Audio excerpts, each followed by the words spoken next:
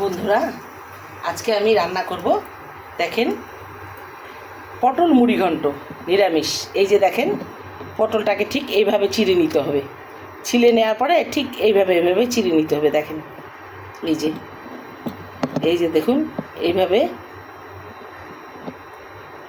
পরিষ্কার করে ছুলে নেওয়ার পরে এরকম করে কেটে নিতে হবে। এখন আমি পটল মুড়ি ঘন্ট করব নিরামিষ। সোয়াবিন তেল দিলাম, দেওয়ার পরে দিব সাদা জিরা, একটু সাদা জিরা। তারপরে দিব এই যে শুকনা মরিচ।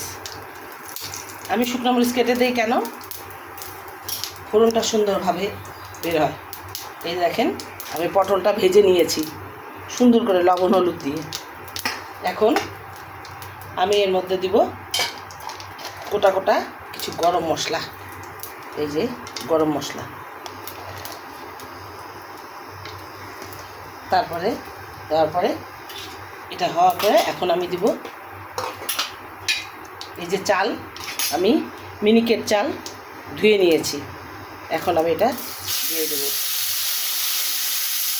দেখুন, এই রান্নাটা খেতে খুব সুন্দর লাগে। বেশিরভাগ যদি কেউ আর পেঁয়াজ দেয়, আমি কিন্তু পেঁয়াজ দিব না। সুন্দর করে চালটাকে ভেজে নেব। এখন আমি একটু আদা বাটা দিলাম, তারপরে হলুদ দিব, তারপরে জিরার গুঁড়া দেব। জিরা আদা বাটা, বেশি কিছু দিব না। সুন্দর করে জিনিসটাকে ভেজে নেব। একটু লঙ্কা বাটা দেব। সুন্দর করে চালটা সুন্দর করে তেলে ভেজে নিতে হবে। রান্না করতে সময় লাগে না, কিন্তু রান্নাটা খেতে কিন্তু খুব স্বাদ।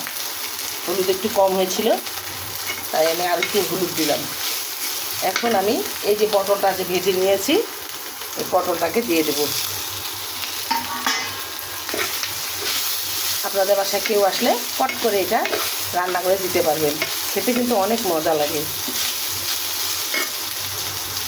এখন আমি এটার মধ্যে দুধ দিব। রান্নাটা খুব তাড়াতাড়ি হয়ে যাবে। এখন আমি ঢেকে দেব, কিছুটা ভাপে সেদ্ধ হবে। এই যে দেখেন, আমার রান্নাটা শেষ হয়ে আসছে। এখন আমি এরপর একটু ছানা ছিটিয়ে দেব। ছানা ছিটিয়ে দিলে খেতে কিন্তু স্বাদ লাগে, জানেন। দুধের খাবারে অনেক মজা। পোলাওয়ের সাথে খেতে খুব মজা, গরম ভাতে খেতে মজা। এই যে আমার রান্নাটা হয়ে আসলো, গরম গরম পরিবেশন করবেন, দেখবেন এত মজা লাগে।